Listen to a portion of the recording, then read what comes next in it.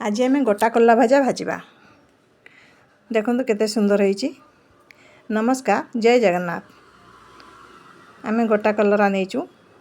कलरा को आम प्रथम एपट सेपट मुंडी काटिदेवा, तापर पूरा सरू सरू काटिबा, मझिरु पूरा काटिबानी, पछटा लागिकी थिबो एमती सरू सरू आम काटि नवा।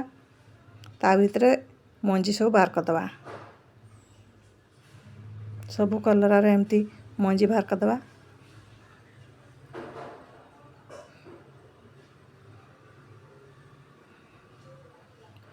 सरू सरू काटिकी भाजिबा, खाइबा पई कुड़कुड़िया हबो आ पाटी भल लागिबो।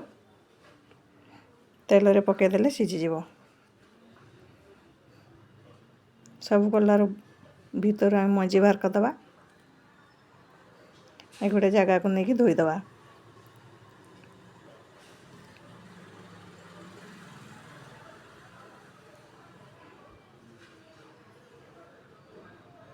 वीडियोटी जदि भल लगे लाइक सब्सक्राइब करेंगे।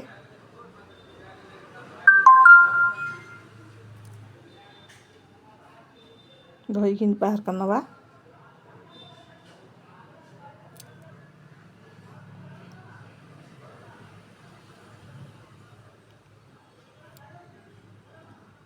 ता धरे लूण हलदी देदवा, लेकिन गोलैदवा। कलर धरे मिसवा पाई 5 मिनिट छाड़ीदवा। एपटे आम बेसन नवा, गोटे गिना बेसन नवा, से लूण हलदी जीरा पाउडर देदवा, लंका गुंड दवा,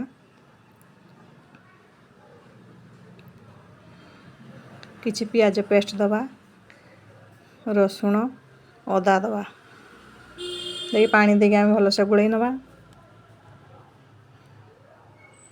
गैस रे फ्राइंग पैन बसाइबा। बेसन देहरे आम कलरा को बुड़ेकी देदवा। तावा गरम हेले तेल दवा।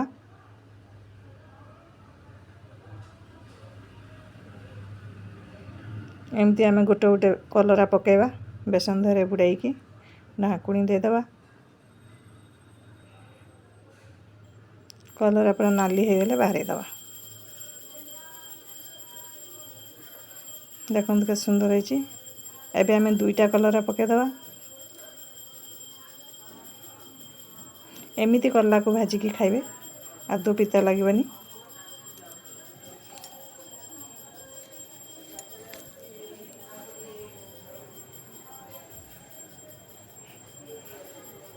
सबु कल्ला को आम एमिति भाजी नवा।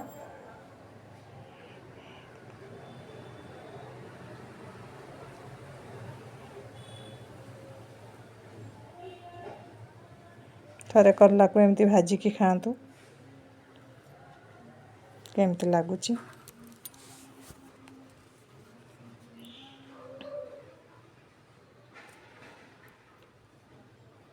नाली हो गला पर आम बाहर दवा।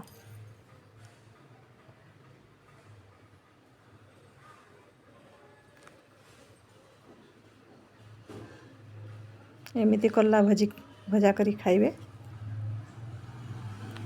बहुत सुंदर लगे। भात रे खाई पारिबे, पखाला रे खाई पारिबे।